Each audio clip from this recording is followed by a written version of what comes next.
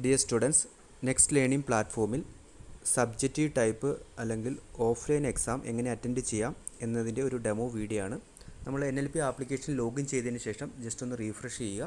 നിങ്ങൾക്ക് ഇതുപോലെ നോട്ടിഫിക്കേഷനിൽ നിങ്ങൾക്ക് എക്സാം വന്നിട്ടുണ്ടെങ്കിൽ നിങ്ങൾക്ക് ഇതുപോലെ പബ്ലിഷ് ആയിട്ട് നോട്ടിഫിക്കേഷൻ വന്നിട്ടുണ്ടാകും. നോട്ടിഫിക്കേഷൻ വന്നില്ലെങ്കിൽ പോലും നിങ്ങൾക്ക് ടൈം സ്കൂളിൽ നിന്ന് പറഞ്ഞിട്ടുണ്ടാകും. നിങ്ങൾ ആ സമയത്ത് തന്നെ ലോഗിൻ ചെയ്ത് റീഫ്രഷ് ചെയ്ത് നോക്കുക. അപ്പം റീഫ്രഷ് ചെയ്തതിന് ശേഷം നമ്മൾ എക്സാം കോർണർ എന്ന് പറഞ്ഞ ഓപ്ഷനിൽ ഏറ്റവും താഴെയായിട്ട് നിങ്ങൾക്ക് കാണാം എക്സാം കോർണർ. ആ എക്സാം കോർണർ എന്നുള്ള ഓപ്ഷനിൽ ക്ലിക്ക് ചെയ്യുക. ക്ലിക്ക് ചെയ്ത് കഴിയുമ്പോൾ നമുക്ക് സ്കൂളിൽ നിന്ന് തന്നിരിക്കുന്ന എക്സാംസ് എല്ലാം ഇതുപോലെ വന്നിട്ടുണ്ടാവും. അപ്പോൾ നിങ്ങൾക്ക് കാണാം ടെസ്റ്റ് പേപ്പർ 2, ടെസ്റ്റ് പേപ്പർ 3 എന്നുള്ള രീതിയിൽ 2 എക്സാം. ഇതിപ്പോൾ ഡെമോയ്ക്ക് വേണ്ടി ഞാൻ ക്രിയേറ്റ് ചെയ്തതാണ്. അപ്പോൾ ഇതുപോലെ നിങ്ങൾക്ക് സ്കൂളിൽ നിന്ന് എങ്ങനെയാണോ ടെസ്റ്റ് പേര് വന്നിരിക്കുന്നത്, അത് മോഡൽ എക്സാം എന്നോ അല്ലെങ്കിൽ എക്സാമിനേഷൻ ആണെങ്കിൽ അതിൻ്റെ പേര് വരും. അപ്പോൾ അതനുസരിച്ച് നിങ്ങൾ എക്സാം അറ്റൻഡ് ചെയ്യുക. ഇത് സയൻസിൽ 2 എക്സാമാണ് കൊടുത്തിരിക്കുന്നത്. ഞാൻ ഇതിൽ ടെസ്റ്റ് പേപ്പർ 2 ആണ് അറ്റൻഡ് ചെയ്ത് കാണിക്കുന്നത്. അപ്പോൾ അതിൽ ക്ലിക്ക് ചെയ്ത് കഴിയുമ്പം നമുക്ക് എക്സാമിൻ്റെ പേര് കാണാം, അതുപോലെ തന്നെ സ്റ്റാർട്ട് ടൈം, എൻഡ് ടൈം കാണാം, എത്ര മാർക്സിൻ്റെ എക്സാമാണ്, എത്ര മണിക്കൂറാണ്, സമയം എന്നെല്ലാം കൊടുത്തിട്ടുണ്ട്. ഇപ്പോൾ നിങ്ങൾ ശ്രദ്ധിക്കേണ്ട കാര്യം, എക്സാമിന് ഈ കൊടുത്തിരിക്കുന്ന സമയത്തിൽ കൂടുതൽ നമുക്ക് കിട്ടത്തില്ല. നമ്മൾ എക്സാം അറ്റൻഡ് ചെയ്ത് കഴിഞ്ഞിട്ട് ഫോട്ടോ എടുത്തിട്ട് അപ്ലോഡ് ചെയ്യേണ്ടതാണ്. അതാണ് ഓഫ്ലൈൻ എക്സാം വരുന്നത്. അപ്പം നിങ്ങൾ ഫോട്ടോ എടുത്ത് അപ്പം 1 മണിക്കൂറാണെങ്കിൽ 55 മിനിറ്റ് ആകുമ്പോൾ തന്നെ നിങ്ങൾ അതിൻ്റെ ആൻസർ ഷീറ്റിൻ്റെ ഫോട്ടോ എടുത്ത് അപ്ലോഡ് ചെയ്യാൻ ശ്രമിക്കുക. ഓക്കെ, അപ്പോൾ ഞാനിവിടെ അറ്റൻഡ് എന്ന് പറഞ്ഞ ഓപ്ഷനിൽ ക്ലിക്ക് ചെയ്യുന്നു. ക്ലിക്ക് ചെയ്യുമ്പോൾ തന്നെ നമ്മുടെ എക്സാം ഇവിടെ ബിഗിൻ ടെസ്റ്റ് എന്ന് പറഞ്ഞ ഓപ്ഷനിൽ പോയിട്ട് നമുക്ക് സ്റ്റാർട്ട് ചെയ്യുന്നുണ്ട്. അപ്പോൾ ഞാൻ just exam attend begin test എന്ന് പറഞ്ഞ ഓപ്ഷനിൽ ക്ലിക്ക് ചെയ്തു.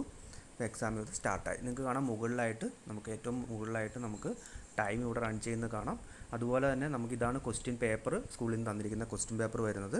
അതിൽ ഏറ്റവും താഴെയായിട്ട് നമുക്ക് റൈറ്റ് സൈഡിൽ ഒരു ആരോ ബട്ടൺ കാണാം, ഗ്രീൻ ആരോ ബട്ടൺ. അതിൽ ക്ലിക്ക് ചെയ്യുമ്പം നമുക്ക് എത്ര ക്വസ്റ്റ്യൻസ് ആണ്, അതിൽ എത്ര മാർക്കാണ് തന്നിരിക്കുന്നത്, എത്ര മാർക്കിൻ്റെയാണ് ക്വസ്റ്റ്യൻസ്, അതുപോലെ തന്നെ അങ്ങനെയുള്ള കാര്യങ്ങൾ ടോട്ടൽ എത്ര ക്വസ്റ്റ്യൻസ് ഉണ്ടെന്ന് കാണാം. അതുപോലെ തന്നെ അപ്ലോഡ് ആൻസർ എന്നുള്ള ഓപ്ഷൻ അവിടെ കാണാം. അപ്പോൾ ഇവിടെയാണ് നമ്മൾ എഴുതിയതിന് ശേഷം ആൻസർ ഷീറ്റ് അപ്ലോഡ് ചെയ്യേണ്ടത്. ഓക്കെ, അപ്പോൾ നമ്മൾ ഇതുപോലെ ലെഫ്റ്റ് സൈഡിൽ ക്വസ്റ്റ്യൻസ് കണ്ടു. നമ്മൾ പേപ്പറിലോട്ട് ആൻസേഴ്സ് നമ്പറിട്ട് എഴുതിയതിന് ശേഷം നമ്മൾ അപ്ലോഡ് ചെയ്യുന്നത് എങ്ങനെയാണെന്നുള്ളതാണ് അടുത്തായിട്ട് കാണിക്കുന്നത്. ഓക്കെ, അപ്പോൾ ഞാനിവിടെ അപ്ലോഡ് ആൻസർ എന്ന് പറഞ്ഞ ഓപ്ഷൻ ക്ലിക്ക് ചെയ്യുന്നു.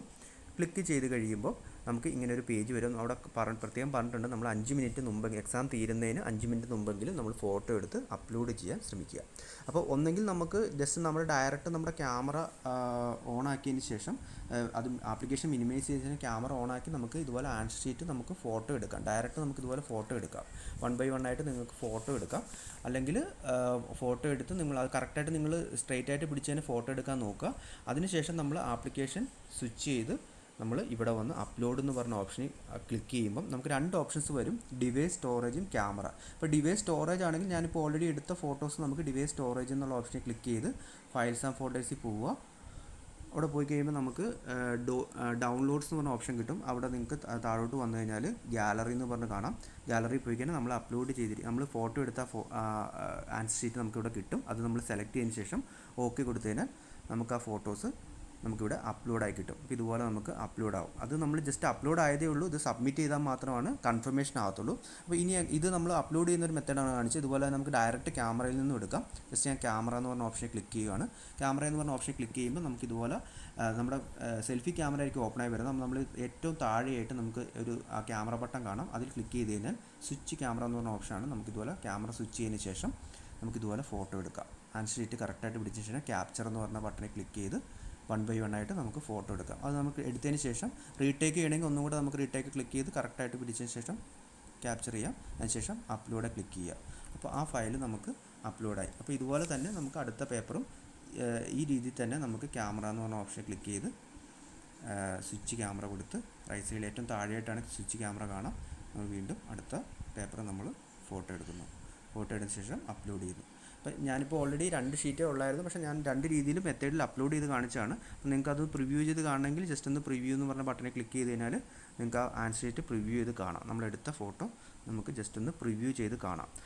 ഇത് രണ്ടും ഇപ്പം സെയിം 4 ഫോട്ടോയിൽ 2 സെയിം ഫോട്ടോസാണ്. അപ്പോൾ നമുക്ക് ഡിലീറ്റ് ചെയ്യണമെങ്കിൽ നിങ്ങൾക്ക് ഇതുപോലെ ഡിലീറ്റ് ബട്ടൺ ഇവിടെയുണ്ട്. അതിൽ ഡിലീറ്റ് ബട്ടൺ ക്ലിക്ക് ചെയ്ത് നമ്മളെ കറക്റ്റ് ആൻസർ ഷീറ്റ് രണ്ടും ആയോ എന്നുള്ളത് നമുക്കിതുപോലെ ചെക്ക് ചെയ്യുകയും ചെയ്യാം. ഞാൻ ഓൾറെഡി അപ്ലോഡ് ചെയ്ത ആൻസർ ഷീറ്റാണ് അത് അപ്ലോഡ് ചെയ്തത്. അപ്പോൾ ഇത്രയും കാര്യങ്ങൾ നിങ്ങൾ ശ്രദ്ധിക്കുക. കറക്റ്റാണെങ്കിൽ നമ്മളിവിടെ ഏറ്റവും താഴെയായിട്ട് സബ്മിറ്റ് ബട്ടൺ കാണാം. ആ സബ്മിറ്റ് ബട്ടണിൽ ക്ലിക്ക് ചെയ്യുക.